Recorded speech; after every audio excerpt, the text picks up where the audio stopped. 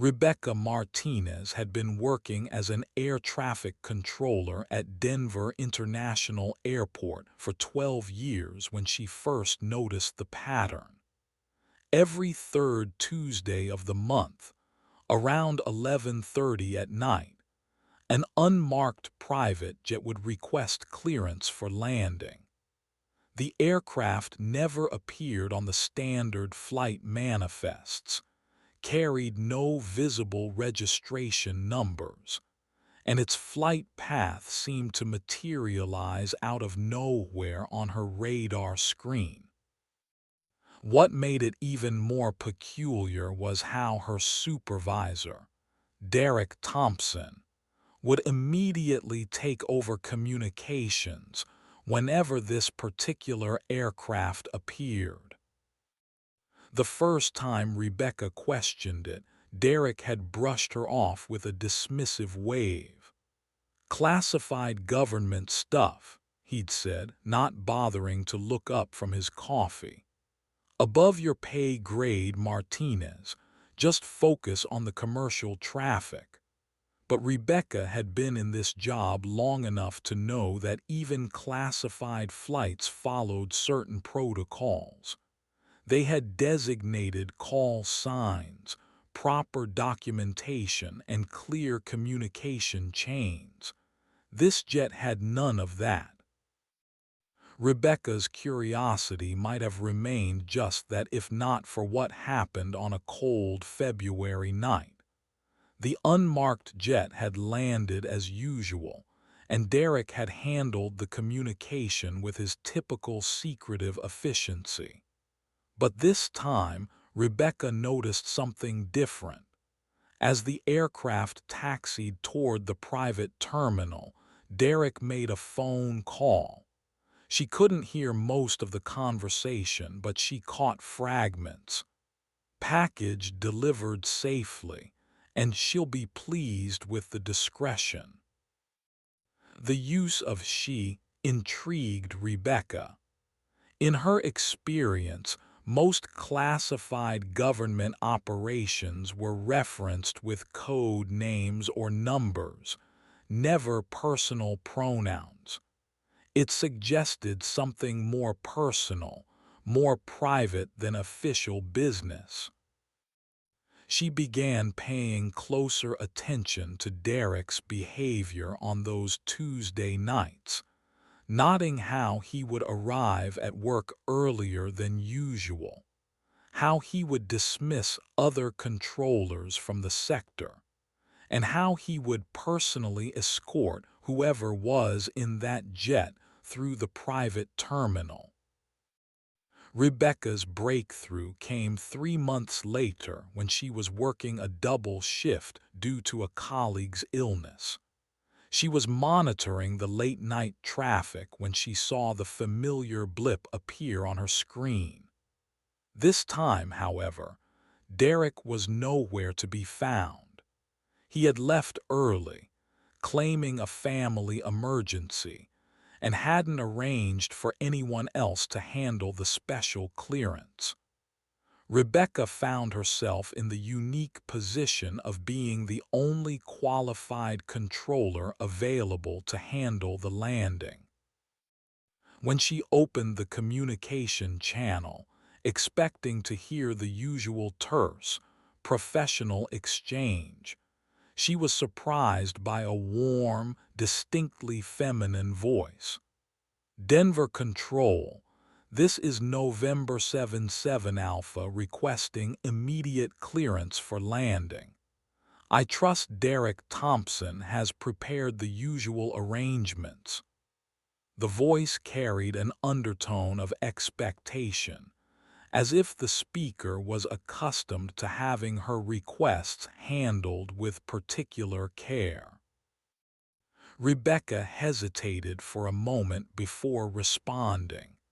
November 77 Alpha, this is Denver Control.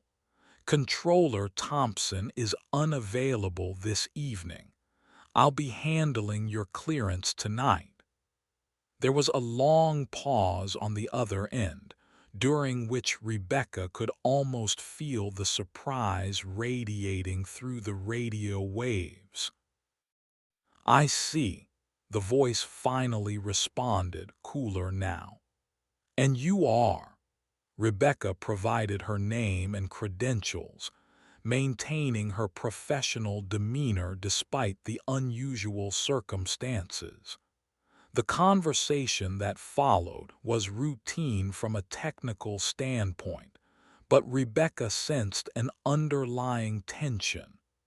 The pilot seemed unused to dealing with anyone other than Derek, and her questions about ground arrangements suggested she expected very specific accommodations.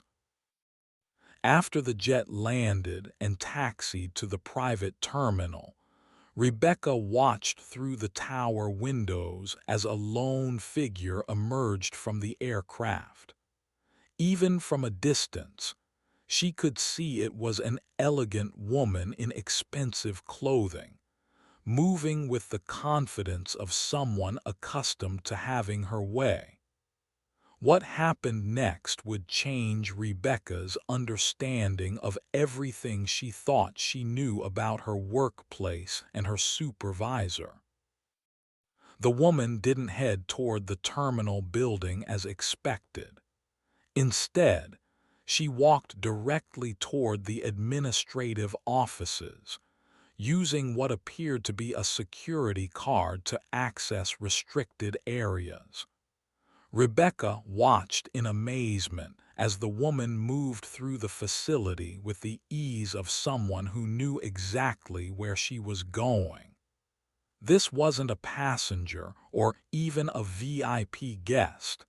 This was someone with intimate knowledge of the airport's layout and security protocols. Rebecca's mind raced as she tried to piece together what she was witnessing. The monthly visits, Derek's secretive behavior, the woman's familiarity with the facility. It all pointed to something far more complex than a simple classified flight. She realized she had stumbled onto something that could potentially compromise not just Derek's career, but possibly the security of the entire airport. The next morning, Rebecca arrived at work early, hopping to catch Derek before the day shift began. She found him in his office, looking more tired than usual. When she mentioned the previous night's events, his reaction was immediate and defensive. "You had no business handling that flight," he snapped. "That's a standing order. I handle all communications with November 77 Alpha, regardless of circumstances." Rebecca stood her ground, pointing out that no such standing order existed in their official protocols. "Derek, I've been doing this job for 12 years. I know what's normal and what isn't. That woman last night walked through our facility like she owned it. Who is she, and why does she have unrestricted access to secure areas?" Derek's face flushed red, and Rebecca could see the internal struggle playing out in his expressions. Finally, he seemed to deflate slightly. "Look, Rebecca, there are some things that are better left alone. Trust me on this. Just forget about last night and I'll make sure you're compensated for the extra hours." But Rebecca wasn't the type to be bought off or intimidated. She had worked too hard to build her reputation as a thorough, professional controller to let something like this slide. "I can't forget about it, Derek. If there's something compromising the security of our airspace, I have a responsibility to report it." The conversation ended with Derek making it clear that Rebecca's continued employment might depend on her discretion. But Rebecca had already made up her mind. She would find out who the mysterious woman was and what her connection to Derek might be. Little did she know that her investigation would uncover a web of corruption that reached far beyond a single supervisor and would ultimately put her own life in danger. Rebecca spent the next few weeks carefully documenting everything she could observe about the monthly flights. She noted the exact times, the flight patterns, and Derek's behavior leading up to each visit. She also began researching the tail number she had heard over the radio, though her initial searches yielded no useful information. The aircraft seemed to exist in a regulatory gray area, registered to a series of shell companies that led nowhere. Her breakthrough came when she decided to approach Marcus Chen, a veteran controller who had been at the airport longer than anyone else. Marcus had a reputation for knowing everyone and everything that happened within the facility, and Rebecca hoped he might provide some insight into the mysterious flights. When she mentioned the unmarked jet to Marcus, his reaction was immediate and concerning. His face went pale, and he glanced around nervously before pulling Rebecca into a quiet corner. "You need to be very careful about asking questions regarding that aircraft," he whispered. "There are people who don't want those flights discussed, and they have more influence than you might think." Marcus's warning only strengthened Rebecca's resolve. She realized that whatever was happening involved more than just Derek. There was clearly a network of people within the airport who were complicit in whatever scheme was taking place.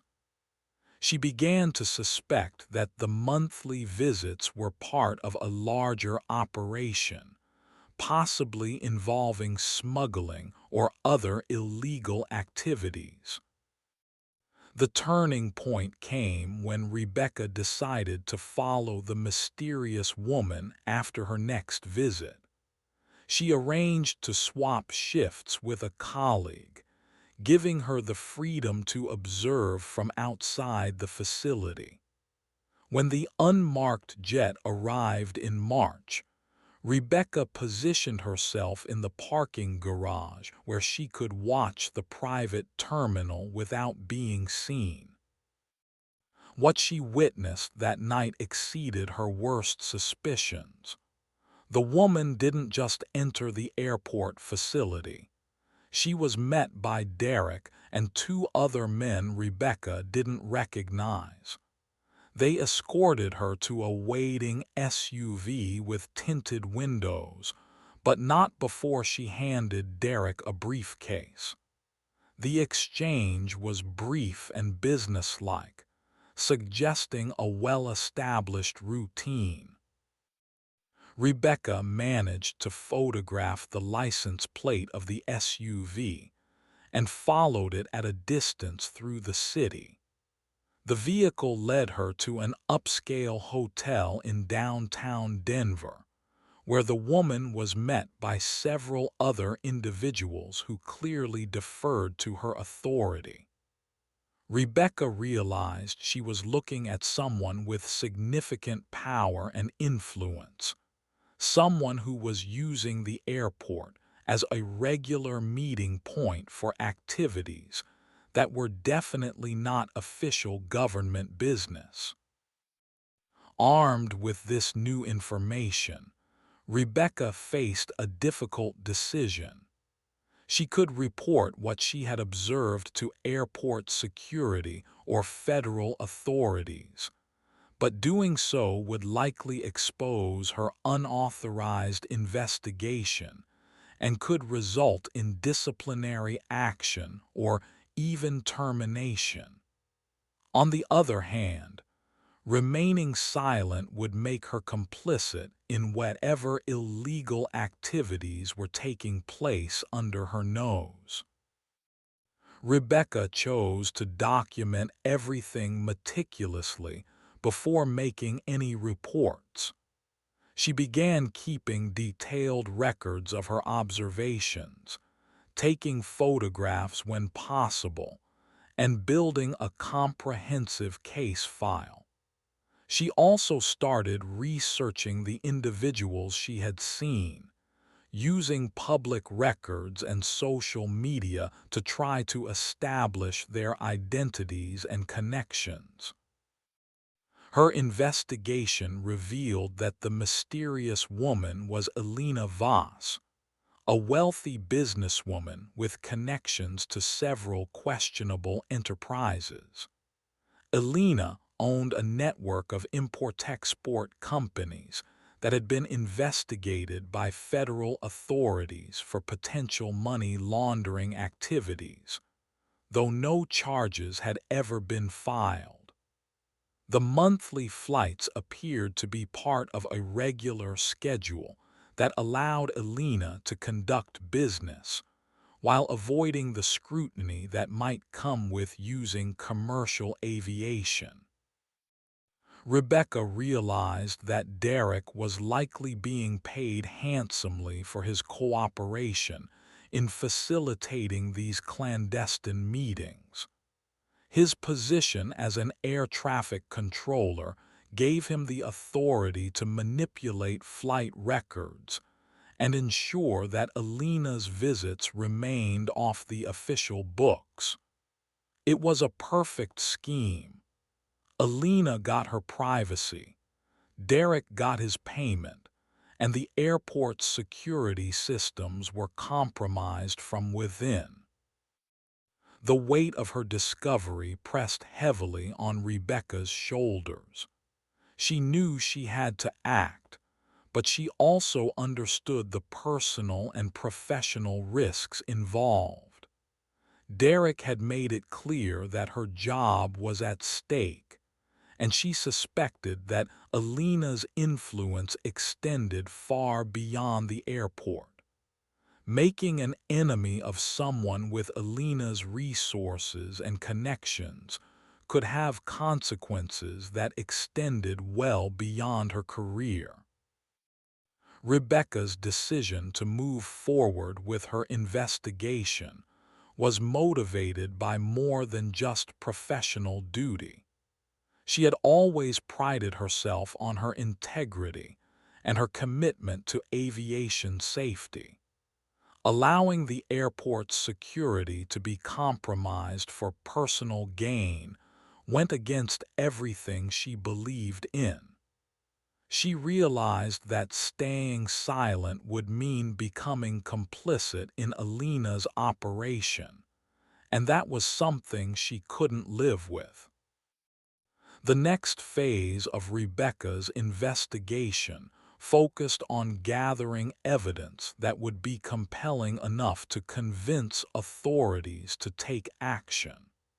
She knew that accusations against Elena and Derek would need to be backed up with solid proof, and she began looking for ways to document their activities more thoroughly.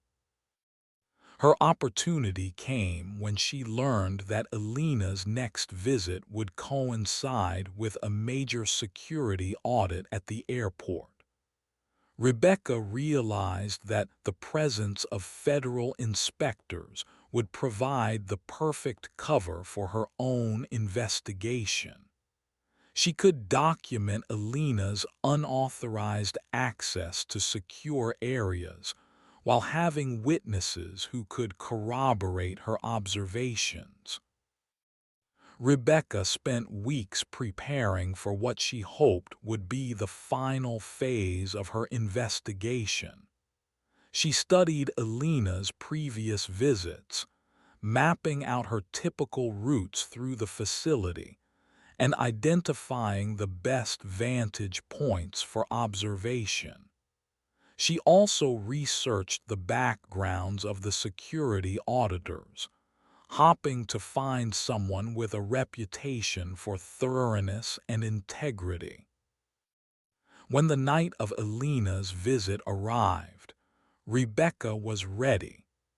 She had positioned herself where she could observe Alina's arrival while remaining close enough to the security auditors to alert them if necessary.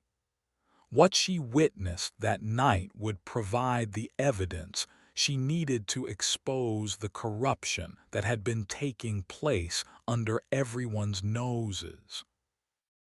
Alina's jet landed exactly on schedule, and Derek was waiting to provide his usual assistance.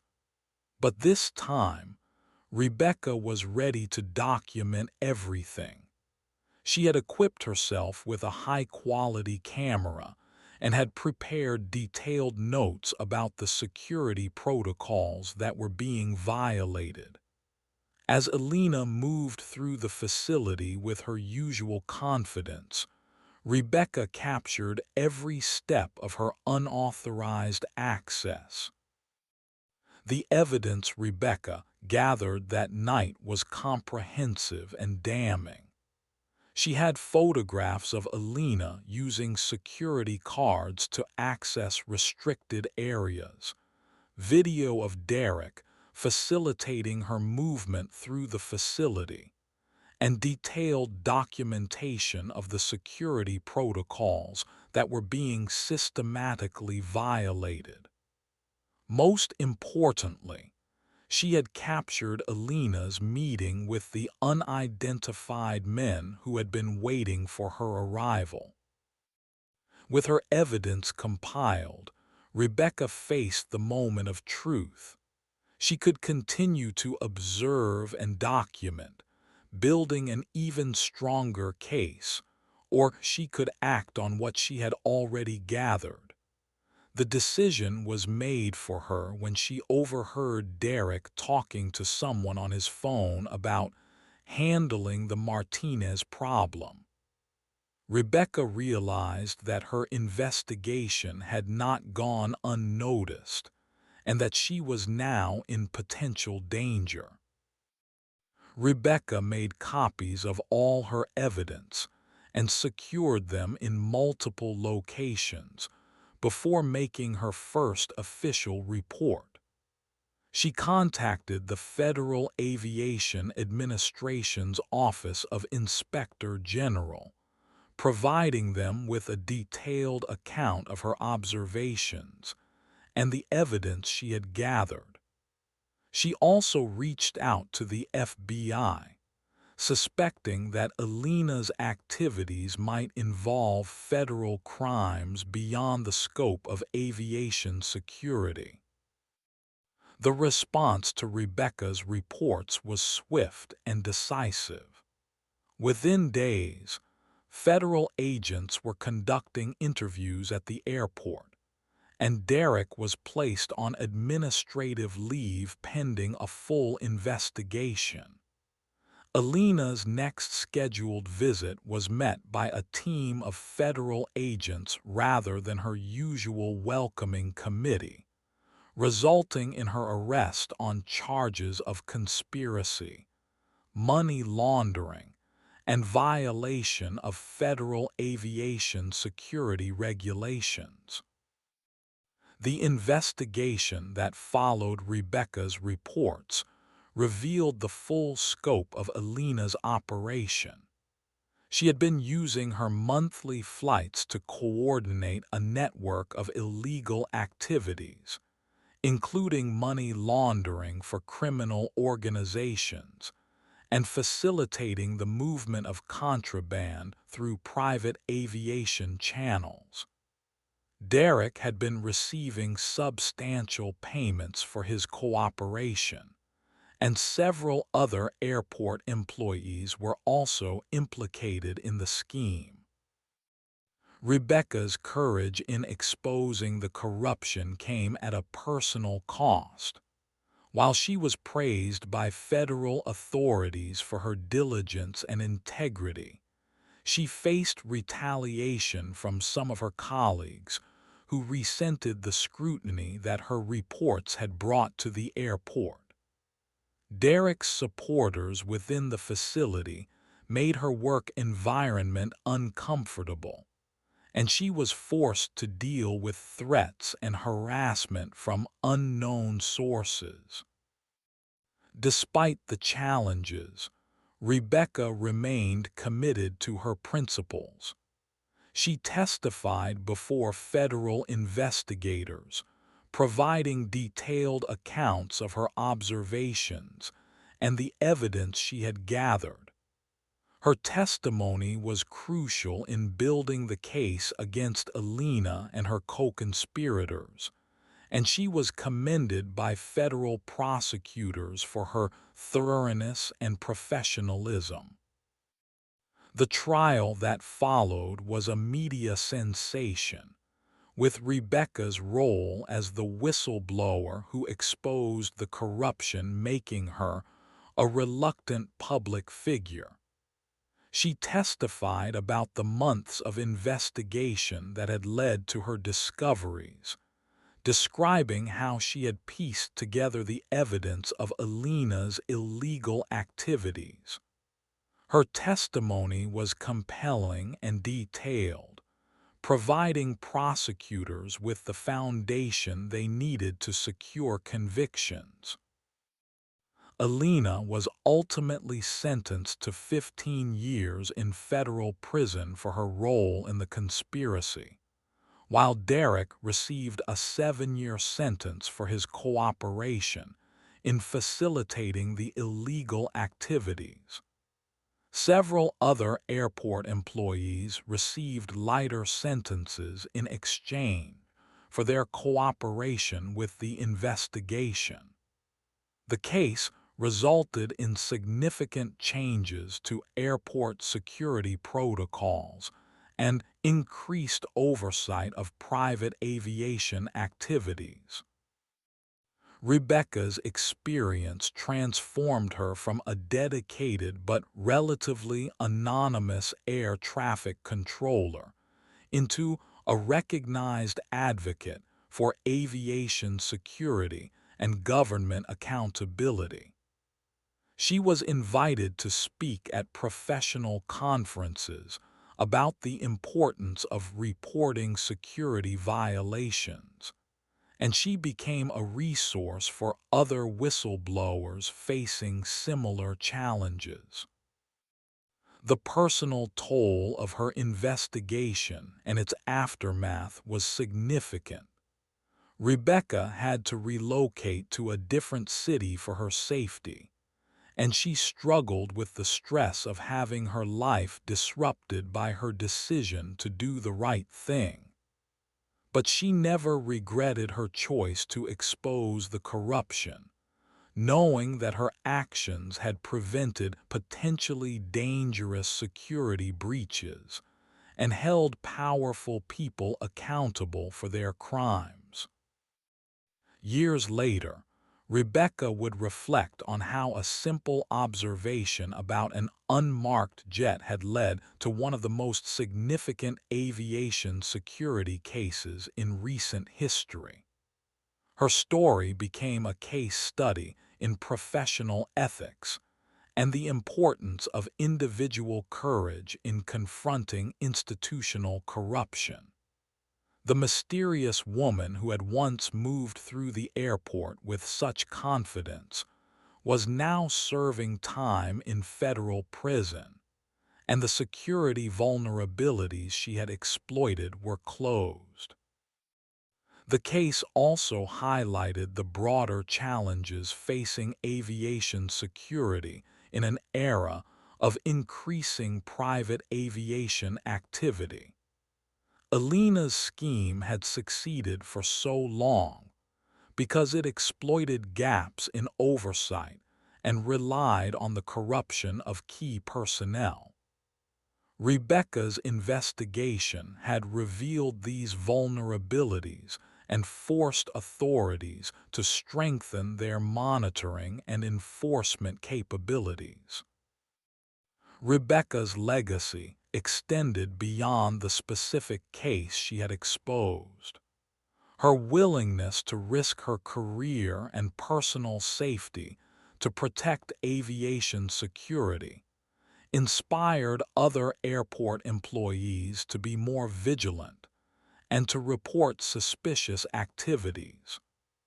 Training programs were developed using her case as an example of how individual employees could make a difference in maintaining security and preventing corruption.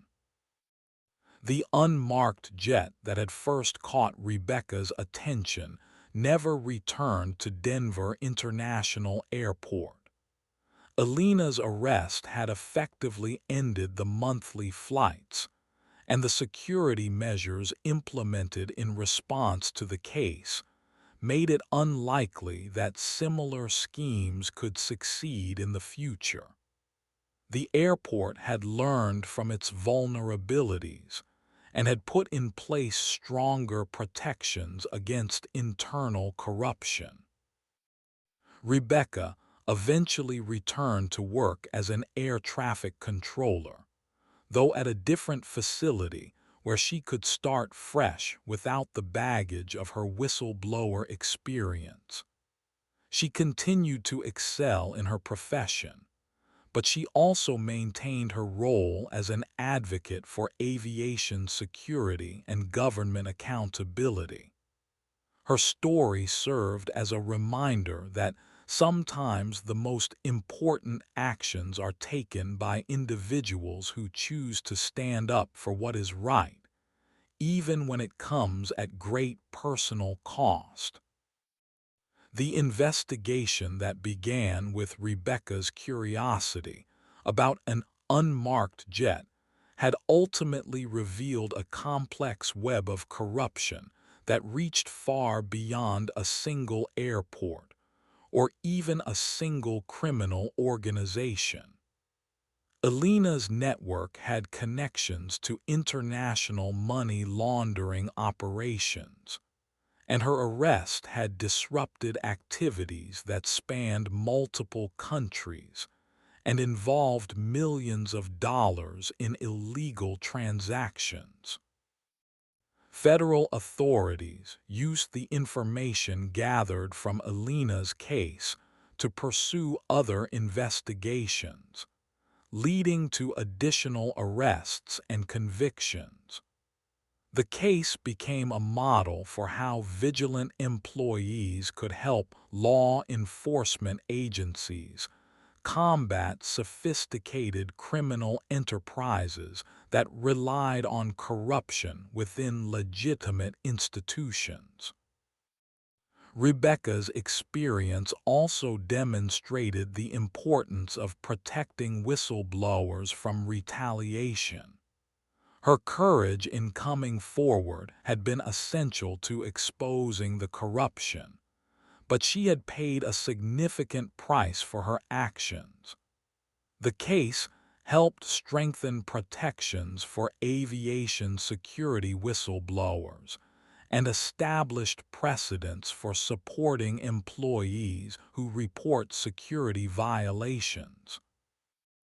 The story of the unmarked jet and the woman who controlled it became a cautionary tale about the vulnerabilities that exist within even the most secure facilities. It showed how individual greed and corruption could compromise systems that were designed to protect public safety.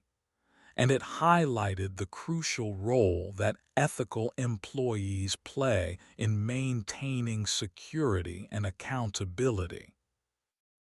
In the end, Rebecca's investigation had succeeded in exposing a dangerous conspiracy and bringing powerful criminals to justice. The unmarked jet that had once landed in silence and secrecy had become the key to unraveling a complex web of corruption. When air traffic controllers across the country now notice unusual patterns in private aviation, they remember Rebecca's story and understand the importance of asking questions and reporting suspicious activities. The woman who had once moved through the airport with such confidence and authority was now confined to a federal prison cell, her network of corruption dismantled, and her influence neutralized. The controller who had whispered, "She's back," would never have that opportunity again, because the woman who had operated in the shadows for so long had finally been brought into the light of justice. Rebecca Martinez had started as just another air traffic controller doing her job, but her commitment to integrity and security had made her a hero in the fight against corruption. Her story continued to inspire others to speak up when they witnessed wrongdoing, knowing that individual courage could make a difference in protecting the safety and security of the aviation system. The unmarked jet had been silent no more, and the woman who had controlled it had learned that even the most carefully constructed schemes could be brought down by the vigilance and courage of a single dedicated professional. Rebecca's investigation had proven that justice could prevail, even against powerful adversaries, when individuals were willing to stand up for what was right.